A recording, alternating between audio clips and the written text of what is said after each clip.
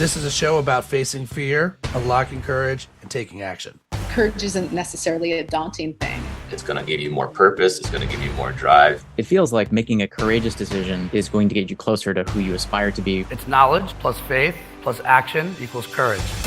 You make mistakes, but you learn from them. You know, when I started my business, that version of me, it was hard. Working by myself, out of my apartment, making no money. I think the 94 Richard Motzkin would look at me now and say, you followed a dream and, you know, you've done well.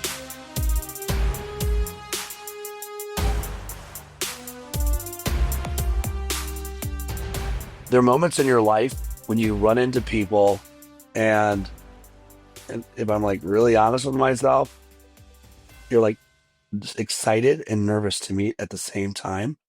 And when I met Rich Motzkin for the first time, I remember being super curious, super nervous, super excited. And you have this way, Rich, of both like making sure people pass the sniff test, but also disarming. Like it was like a really interesting balance of when we met. And now we're going on what? I mean, gosh, it feels like 30 years at this point. But I was going to say, in 5 years, I don't want to make people nervous. So that's interesting to me that you were a little bit nervous to meet me because I do try to create a very inclusive and warm and welcoming environment. And as I recall, I think the first time that we met, we hung out for so long that I told you not to drive home and you slept at our house that night. kind of like at the end of COVID.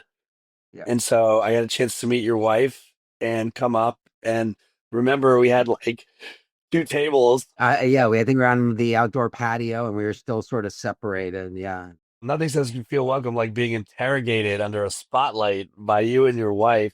No, but like I think the reason I felt that way, and we'll go to the top of the story too here. I mean, you are. I mean, I should let's start at the end. I love you, man. Have enjoyed getting to know you. I think we trust each other's processes. But if you don't know Rich Motzkin, what a lot of people don't, you can't not run into, I'm air quoting here, like most influential sports agents in American soccer history. And these are not Rich's words, guys. This is like how I look at your career and how we even met. Probably why I was nervous and excited was when Landon Donovan and I started working on his story. And as a soccer lover myself, he's like, we could talk more, but you're gonna need to get through the bulldog, Richard Motzkin. Okay, nothing says disarming like Landon Donovan telling you his agent is a bulldog, which is I think how he said it. He was, joking a little bit, but you and Landon have been on quite a journey. Why don't we start with how did you get into the world that you're in of sports agents? Did you know right away that you wanted to be this? Listen, did I know right away at a young age that I loved sports? Absolutely. I'm one of 6 siblings, but my brother is 3 years older. The two of us, literally, it was a very different time and place. We didn't have computers. We didn't have all the gizmos and gadgets that distract kids in this day and age. And we went to school, and after school, we played outside all day, every day. And some of it was, you know, formal with like little league or park sports, but most of it was just going outside and having fun with our friends. And so, and I also have memories as a young kid. Again, back in time, there was something called the newspaper that showed up every morning at the house. And I remember I would run outside, I'd get the LA Times, and I'd sit at breakfast and I'd read the sports page front to back and look at stats and box scores. And so, I always go back and tell people, figure out what you're passionate about in life, because when you're a young kid, I think, and it's sort of, we're not distracted by all this stuff, you have a sense. And so it's a long-winded way of saying, if somebody had said to me as a kid, I would end up in sports as an avocation, I would say, absolutely. I loved it. It was my passion. Now, if they had said soccer or global football, I would have said, you're out of your mind, because it's not a sport that I grew up with. But it's, again, there's learning lessons along the ways and things that I talk about, whether I'm teaching my sports law class or whether my conference is about core characteristics and things like be flexible, take the opportunities that present themselves. And so for me, I was a young lawyer, fast forwarding, and I got the opportunity along with a few of my other colleagues when the 94 World Cup was here And it's crazy to think, next summer we're going to have the World Cup back here 32 years later. But I was a young associate at Latham and Watkins, and I got the opportunity to both go be general counsel for U.S. soccer. It was a very different animal and beast then, but I ended up moving to Chicago in my mid-20s and having a crash course in soccer for almost 3 years. And, post that, just fell in love with the sport, literally dealt with everything from FIFA to marketing partners to AYSO grassroots disputes. It was, traveled the country, traveled the world. And then I started my business after the World Cup. And in those moments, this can't be about money. You're moving to Chicago, right? Like you're an LA lawyer, and you're right. You're doing it because of the experience at this moment. Yes. Yeah, I mean, not only was it not about money, two things. One, but for my lovely wife, we both have wives named Randy, who wasn't practicing at the time she was finishing law school, and then she ended up working at a law firm. But for her sort of supporting this labor of love, where I was making no money representing folks making $800 a month, I could have never sort of hung on. But, I vividly remember Alan Rothenberg, who ran the last World Cup, who again at the time gave me my opportunity to go to US soccer. And at the same time, he gave Ivan Gazidis, who, and Mark Abbott the opportunity to work with him at World Cup. And Mark ended up going MLS. Ivan ended up running Arsenal and AC Milan. We're all young associates, but he called me in and he said, Richard, I have a very unique opportunity. Do you want to be the first ever in-house counsel for US soccer? And I said, wow, that's incredible. I don't really think I'm qualified. So the fact that you believe in me to do that isn't great. He goes, two things.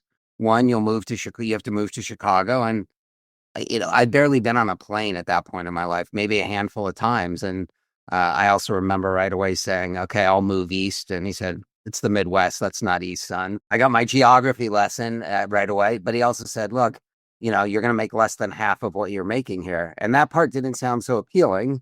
But you know what? Sometimes you sort of take risks and take a step back to move two steps forward. And so it certainly wasn't about money. And, if you follow the economics of what my colleagues ended up who stayed at Latham and Watkins and made partner and the monies they've made over these decades, it doesn't come close. But I still wouldn't trade off what I've done for my last decades for what they've done. It's been an incredible personal and professional experience with a lot of fun. When you had that chat with Randy, that Chicago, like, hey, I think this is a good move. Here are the pros, here are the cons. I don't know, like how the money thing's gonna work.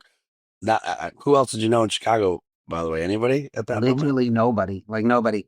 My sister-in-law, my brother's wife, she had her aunt and uncle in Highland Park up in the northern suburbs, and they were literally the only people that we knew going there. Oh, I take it back. Randy had a college friend, Susie, who lived there too. And then Randy was still finishing law school. She had 6 months left in school at the time. So I moved the first 6 months by myself to Chicago, and which actually ended up working out for two reasons. One, for her, she didn't have to have that winter there because that was a cold winter. But two, it was, when you just get thrown into the fire, you're working nonstop 24/7 and all that. So, but it was great. And Randy was supportive from day one and said, if this is what you want to do, go do it. So once you get in there and you've got a job to do for U.S. soccer, we're still not like most, sports agent at this point. You're just you're representing No, U.S. I'm soccer. executive management. I'm general counsel. And then I became deputy executive director of U.S. soccer and really worked hand in hand with a gentleman named Hank Steinbrecher, who was the general secretary at the time, who sadly recently passed away, but everyone called him Reverend Hank. He was an incredible public speaker, incredibly passionate. And I think for all of us, we take bits and pieces from from the mentors and from the folks that we work with. But US Soccer was an incredibly different organization back then than it is now. I can give you a couple examples. Just from an empirical standpoint, we had a budget for the year of less than 3 million, and we were in the red. We were struggling to pay our bills. Fast forward to today, and obviously the growth of the sport has been phenomenal. I think the budget for US soccer now is like 225 million, and obviously they're moving down to Atlanta, no longer in Chicago. So that's sort of one thing, but another just sort of funny story I can share was one of the first, when I arrived, one of the first tournaments, this was early 92, that the team was playing in, I remember, I can't remember where they were, but they were playing in a tournament with a few other national teams. And after the first game, John Harkes had traded his jersey with a player on the other team, and we didn't have a second set of uniforms.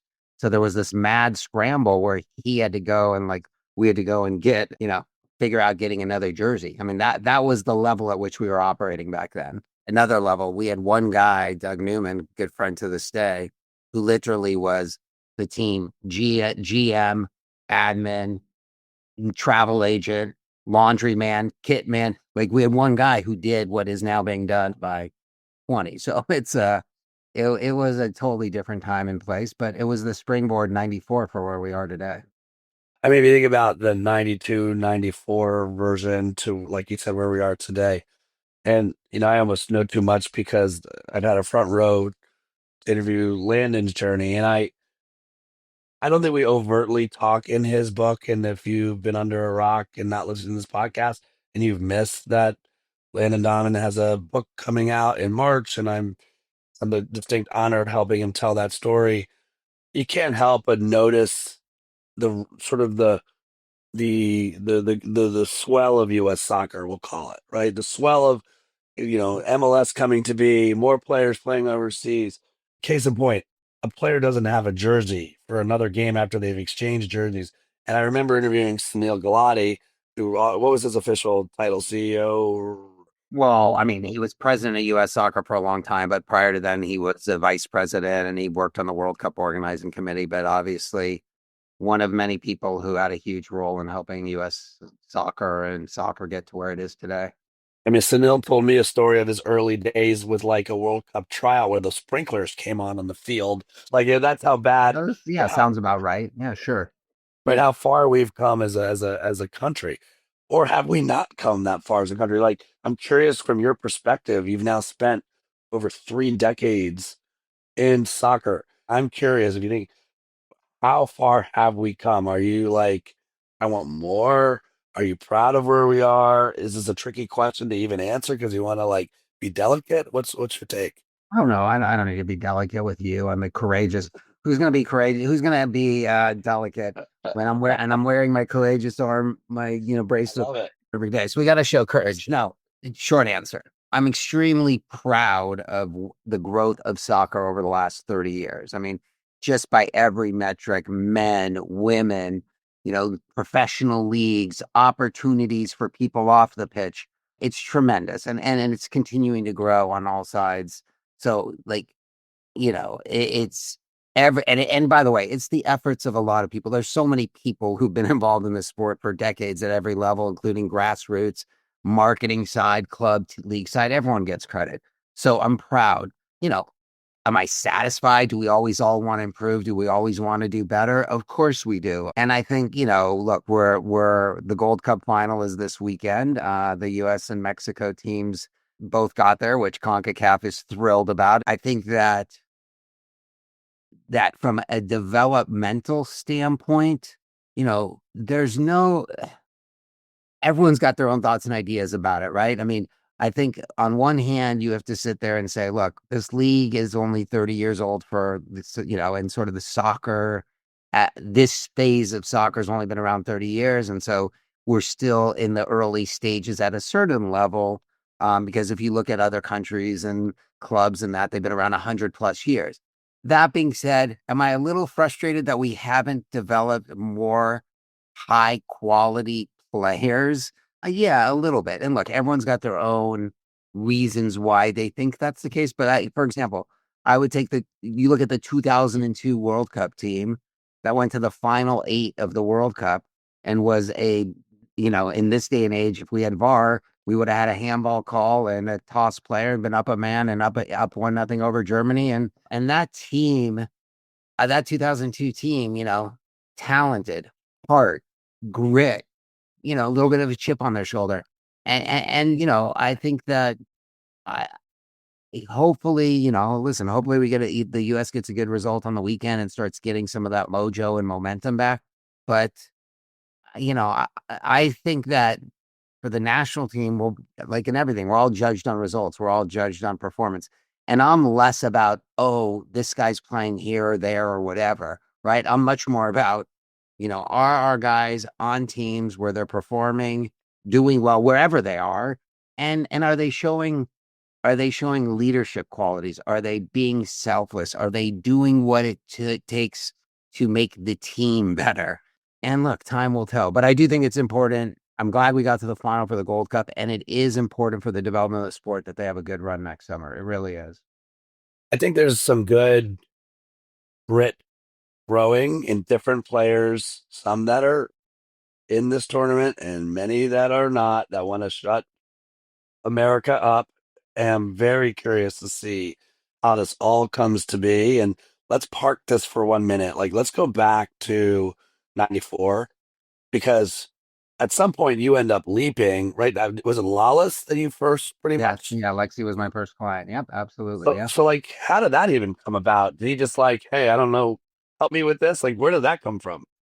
So again, people don't remember this, but there was no pro league. And so what US soccer did was, in order to not be completely embarrassed at the 94 World Cup, we ended up hiring a coach in 91, 92, Bor Milutinovic, and we ended up setting up effectively a Harlem Globetrotters situation, signed the top 30-ish players.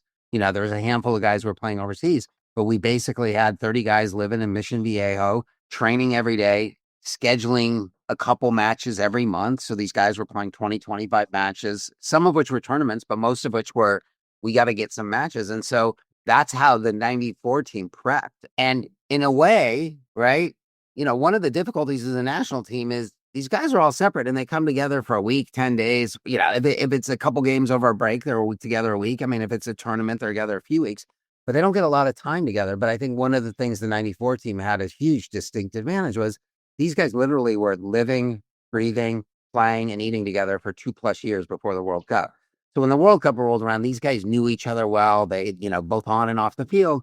And look, we had a great run where we ultimately lost in the, second round of Brazil, 1-0. The eventual champion. That was, as I said earlier, this sort of the springboard to start, this version of soccer in this country now. And so was that exposure in other countries for Lawless where he's then needed Yeah. representation? So going back, so what happened was, when the World Cup ended, I could have stayed at US Soccer, and quite frankly, I had another number of other opportunities. I could have gone back to Latham, but I'd also got to know the players really well, and I had this sort of crazy idea to start my own business, which was always sort of an entrepreneurial piece of me. And so Alexi was the big star of that World Cup. He was a defender who played every minute of every game. He was charismatic. He had the red hair, goatee, was a rock star. And, social media didn't exist then.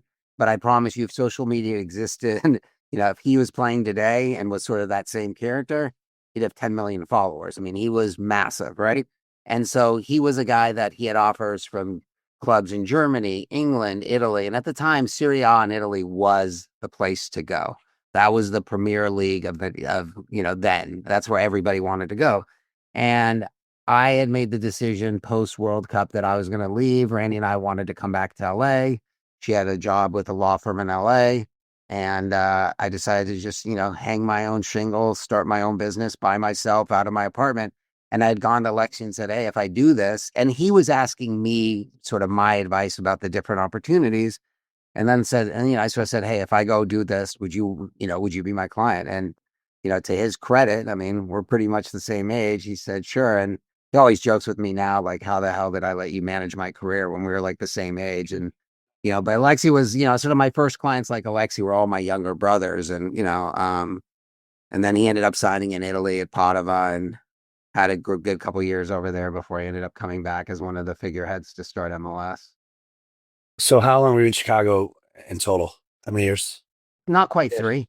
And then you get Lawless going over there, and then other people learn, oh, Rich is doing this. Yeah, and then I represented some of the other players off the 94 team who were playing in places like Germany or Spain or England.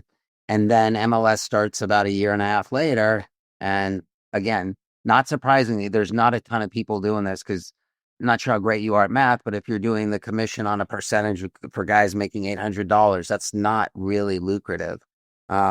Quick, my dad at the time literally thought I'd lost my mind because, and he's mailing me articles about Latham and Watkins partners, all-time profit highs. And son, what are you doing? Are you sure you know what you're doing? And he passed away a few years ago. He was proud of me at the end, but it was definitely a labor of love. It was incredibly lean for the first 7-ish years, but as MLS started and, there wasn't a ton of competition for multiple reasons.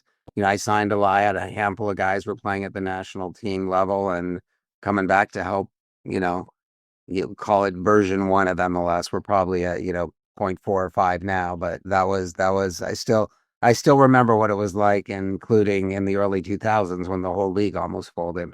It came awfully close to folding. So I want to come back to how you and Landon met because he was a kid and I mean, you weren't a kid, but you were early 30s. Like, you were providing, not surprising, parental advice.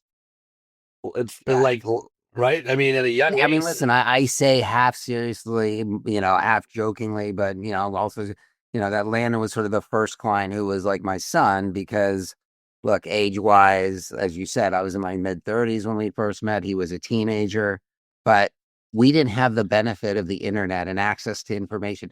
There's really no more surprises today, right? If there's a young superstar player, right? By way of example, Kevin Sullivan's one of our clients, but everybody knew about Cabin, right? You can see his highlights. You can see, but back in the day, I'd heard, that about this young phenom, Landon Donovan, but again, there was no internet, there was no access to information. But the way we met was his mom actually called me. This is around October of 98, I believe. Yeah, October 98, fall 98. And she said, hey, my name's Donna Kenny Cash. You may have heard of my son, Landon Donovan. I said, yeah, of course I have. And she said, well, if you don't mind, can we meet with you? And, Landon grew up in Redlands, which is about 60 to 80 miles directly east of LA. And this would put Landon at like 15 years old. 16, 16, 15, 16, right? 16. He was 82. 16. Fall Yeah. 98. So he's 16. And she asked, if I would come down. And at the time, Landon had tried out for the U17 team, but he wasn't 100% there and then with the national team. So he was still playing for his high school team. So she said, oh, he's got a high school game this Thursday. Would you want to come down? They're playing UKite. UKite was playing whoever. So I didn't really know much about him other than that, he was this young kid who'd supposedly done well in a couple tournaments for the U17 team. And, I go down and to watch this high school soccer game. And I always joke about this with him because I watched the game and I think it was like a 2-2 game or something. He didn't score any goals. And I remember thinking, the left back on that team's pretty good, but what's this Landon kid is like, who is this kid? Like he didn't really do much. And, and, his folks were split up, but his dad was there. And so after the game, I meet Landon and sort of folks are around and they say, hey, why don't we go out to, a restaurant like Denny's or whatever was the close by restaurant to have a meal. And I said, that sounds great. And so Landon, I said, I have no idea where I'm going. Landon, why don't you go with me and we'll drive there? So we go there and it was pretty quiet. Like I sort of tried to engage with him a little. And then we went to this dinner. And at the time, Landon's already starting to get professional offers. So there's sort of that level of conversation. And as you know, his mom and sister are school teachers. And he'd also now gotten, I don't know if UCLA had expressed a bunch of interest about giving him a scholarship, and which was a dream come true for his mom to be able to get because again, they were not well off, and to get a college education potentially paid for was massive. And we had, which would probably best be described as a pretty uncomfortable dinner where everybody was sort of voicing their opinions about what Landon should do with his life. And Landon was trying to be the nice guy sort of mediator and appease everybody.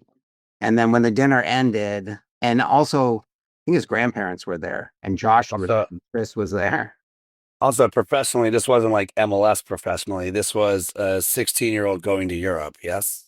Yeah, but MLS was also interested. But there were multiple European teams that were starting to like express interest, right? And so, and not only potentially go to Europe, but go to a country where they might not even speak his language, the English, like Germany and England and Italy. So in Holland, there was a number of different clubs. And then the dinner ends, and I said, Landon, can I speak to you one-on-one? And we go out by my car, and I remember we sat there and we chatted for like 45 minutes. And I said, Landon, my advice to you is, really think about what you want to do, right? It's clear what your dad wants you to do. It's clear what, your mom, your sister, everybody else wants you to do, or what they think you should do. But this is your life. This is your decision. And what my challenge to you is twofold. One, think about what it is Landon wants. What do you want? And then secondarily, once you figure that out, be brave enough and strong enough to talk to each of them individually and express to them what it is that you want. Because at the end of the day, everyone at that table loves you, everybody supports you, and hear what's important to them. But ultimately, this is your life. And we talked and we went back and forth. And I said, there's a way for you to turn pro, but still continue your education. There's a way for you to go to college potentially short term and then go pro. There's no limits to the options, but you need to think about what you want to do with your life, even though you're only 16. Well, and again, you were only 33, and I love this story. I'm glad you went here because when I think of Rich Motzkin, I think when people think of sports agents, I truly believe a lot of people feel they need to take a shower. I think this stereotype of sports agents is so unfair, is so unfortunate, and it's not reality. And I think, look, in any industry, there's bad apples, but most agents are good people, competent, care about their clients, and quite frankly, are as close to them as their family members. And so, but I think people like to perpetuate the stereotype that agents are these bloodsuckers. And by the way, the people who are perpetuating that are the owners, the leagues, and the clubs. Why? Because they want to make more money, right? What are agents doing? Agents are trying to make sure the players get fairly compensated. So their tact is to make the agents look like shit. So the players get less and they get more. But people don't understand that and see that, which is mind boggling to me. Well, I love that again for you at 33. At some point you've A always little older than 33, by the way. It's more like mid 30s, but that's okay. like you've always had this, hey, not for nothing, take it for what it's worth, but I think this is what you should consider. Like it almost like it wasn't about Richard Motzkin. It was in the greater good of your client or not even, it wasn't even client at that point, the greater good of the person. It's very fatherly advice, very parental. I know you talked about Landon has been your practice child. Like you've said that to me in the past, which is pretty cool. What have you learned? What have you learned from Landon? I'm curious. What if there's like one big thing? Two things. So to your point about, I think over time you realize a couple things. One, I'll always do what's in the best interest of my client. And two, I give my mom a lot of credit. She was a psychoanalyst. She was all about mental health. She was all about, you know, the person. And so I think I learned a lot without realizing it. We're all obviously products of our environment, but I think my mom taught me well to be a good listener and to support people and to try to help people in the way to, do what they want with their lives.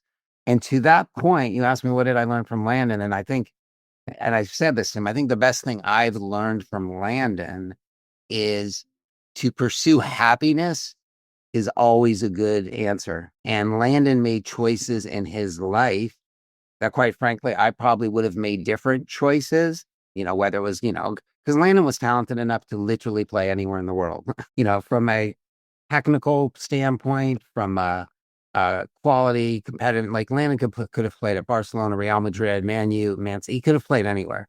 But Landon chose that he wanted to play at home in front of his family and friends, help grow and build the league and leave that sort of legacy here. And by choosing to pursue happiness, he's had a incredible career. I think a lot of fulfillment. But that's what I learned from him. And I think that's a good lesson because I think a lot of us, especially in what I do, right? You're so competitive and you're always driven and you're always trying to do what's next. But to sort of say, okay, what actually makes me happy and make that choice is a beautiful thing to do.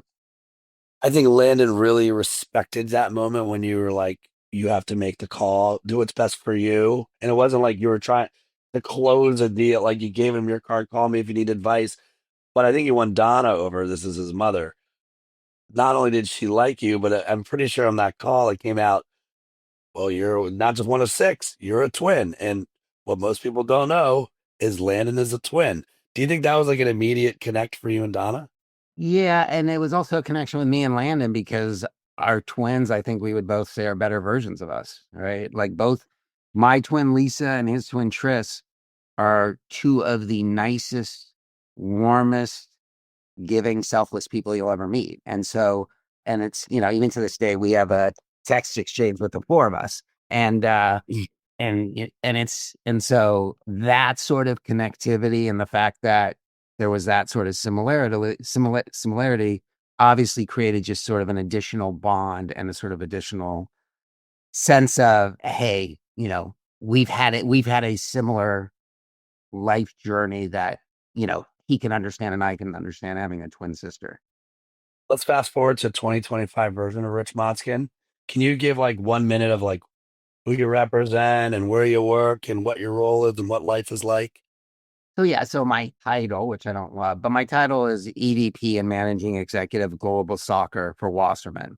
So what does that mean practically? What it means practically is I manage a wonderful group of people that we work in a very collaborative. I always say we're Team Was, and it's true because ultimately, it, you know, nobody's success is individual. It's because of a team. And so, I've got a core group, I would say, of about 25 people, about half who work on the men's side, half who work on the women's side. And we have men's players, women's players, players playing domestically in the domestic leagues, players playing internationally, and not only active players, but we have many, many retired players like Landon, Alexi, and many others on the men's and women's side who as a lawyer by training, along with some of my colleagues, we continue to represent Landon and Timmy Howard. And so we're continuing to do whether they're broadcast deals, coaching deals, podcast deals, marketing deals, and, employment contracts for executives who, were clients and are now club presidents. It's it's one of the wonderful aspects about this business and the fact that the sport continues to grow is that I continue to work with my sort of group of players long after they're done playing and, and continue roles. And for me now, I don't spend as much time doing day-to-day management of players. I manage, our, my team members and I help out on, I might help out behind the scenes on certain bigger deals or whatever, or, on relationship stuff. But again, when they're signing top players, and for me, what I continue to love to do is always create precedent, right? Always do something. I challenge my team all the time and say, look, our job is not just to accept status quo, right? And I can point to countless examples. Landon going on loan to Everton and Bayern Munich, that had never been done before. I figured out the transfer windows were different. Or recently, we transferred Naomi Girma to Chelsea for the first $1 million transfer for a female soccer player. And when we continue to do new things or create new precedents, that's the kind of stuff that motivates me because I always want to challenge our people and say, I don't care that it's always been done this way. If we have to figure out creative ways to do what's in the best interest of this client in this situation. And that's courage, right? Again, it's kind of back to like, why not? Why not this way? Why not us? You said you're going down to Houston. I'm assuming there's some players or coaches that you represent that are going to be on field. Yeah, I mean, on this U.S. men's team that's in the Gold Cup, I think we represent 10 of the players. And so, it's a combination of supporting, there'll be obviously a lot of officials there, marketing folks there. It's always important to be there in big moments for your clients. In addition, Landon and Alexi will be there as part of the Fox broadcast crew. So I'll probably see those guys as well.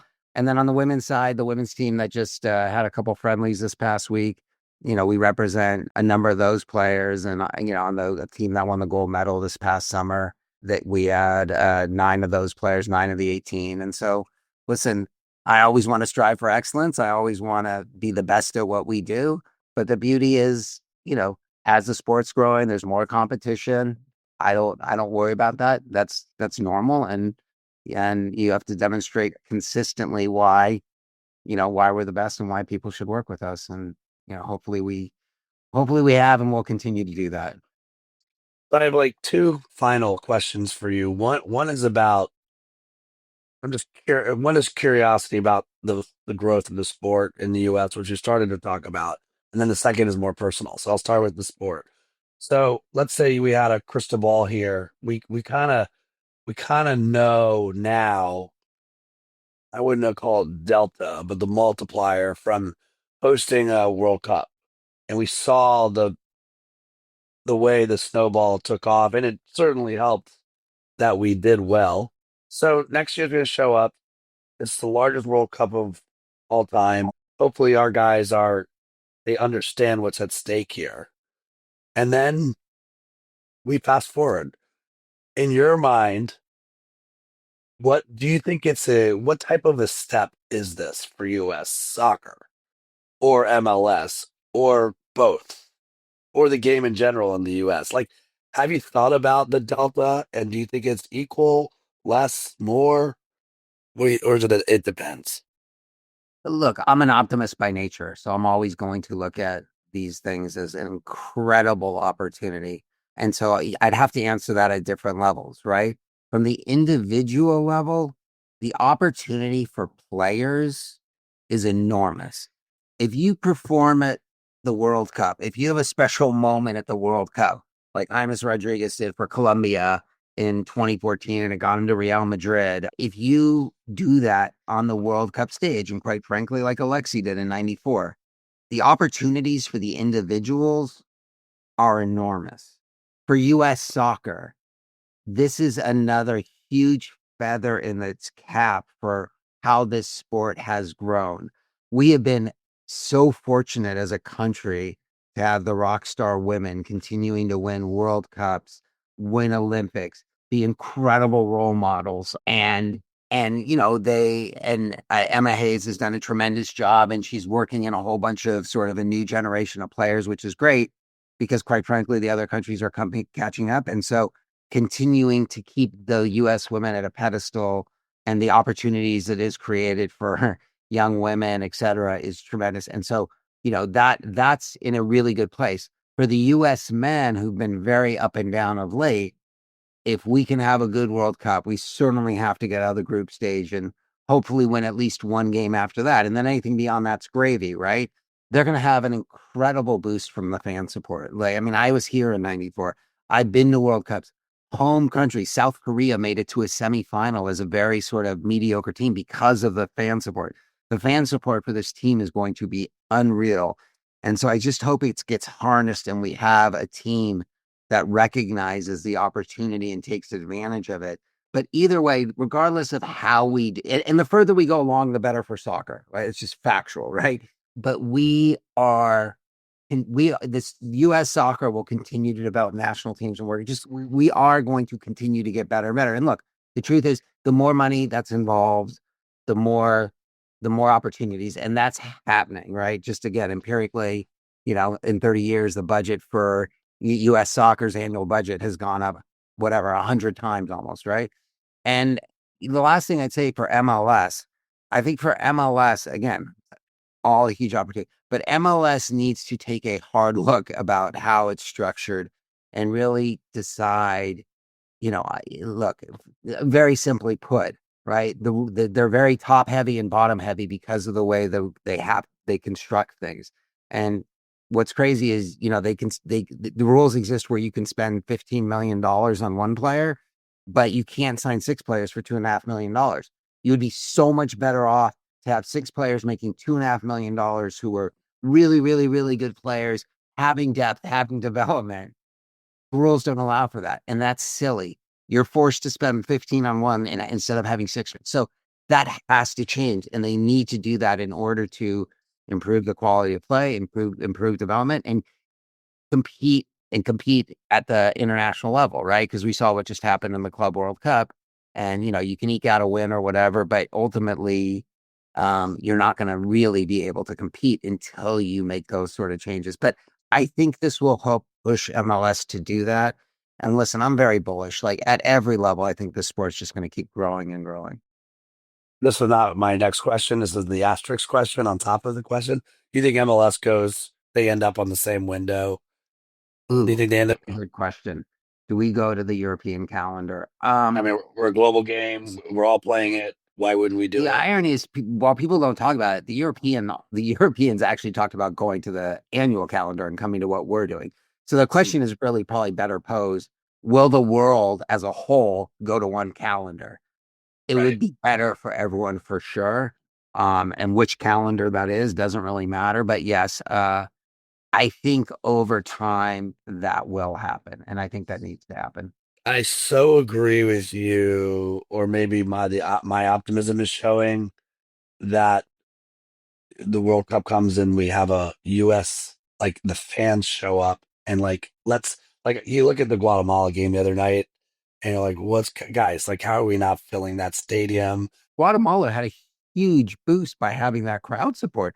I mean, to be fair, we barely hung on in the second half because Guatemala was like, really had tons of fan support. But I do hope and think we will have massive fan support, which will literally supercharge the team. Yeah, well, again, I was at the Gold Cup in Colorado, which was like one of the best games I've ever seen. By the way, which was the 3-2 game with the shootout and the goalie got hurt. I forgot all the things. Oh yeah, that was Still, I felt like I was in Mexico. That still felt like that's Colorado. So yeah, but we won't be playing those teams in the World Cup, right? So yeah, we totally. should have a significant home field advantage. All right, here's the personal. Here's the Okay. fun. Play with me for 1 sec. Mhm. So let's say that we had a time machine, and I could I could pause life as you know it now, but we come to this year. We come to this year, and I grabbed 1994 Richard Motzkin, and I grabbed 2025 Richard Motzkin, and there's a table for two for dinner. You don't get to pick the place. You're both happy with the dinner choice. That's irrelevant. What is the one thing you want to say in 1994 or 92 version of you? What's the one wisdom moment, or what do you want to share with that version of yourself? Wow.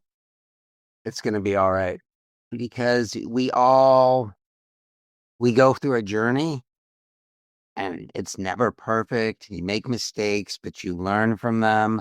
And I think the 92, 94, when I started my business, that version of me it was hard. It was hard working by myself, out of my apartment, making no money. It was, in a sport that didn't exist. And first of all, didn't have a professional league when I started. And it was hard. And there were many, many moments where I thought, this is not worth it. This is, the opportunity cost is just so tremendous. So, but it's all going to be all right. For anyone that's listening, you should tell yourself that right now. It is going to be all right. You're going to figure it out. Enjoy the ride. Enjoy the journey. I kind of feel like I know what 1994 Richard Motzkin would say to you, but what do you think it would? What do you think it would if you flipped it? You look old, man. I think the 94 Richard Motzkin would look at me now and say, be happy, and say, you followed a dream and, you've done well. Books coming out and pre-orders are available now at landondonovan.com. But like, that's not what this is about. I wanted to like honor your journey and what you've done and what you continue to do. And you've been a pleasure to work with, by the way, all along the way. I appreciate how genuine you are. Appreciate you having me on. You're a good man. You're a good friend. And the journey will continue. We'll have fun together. Deal.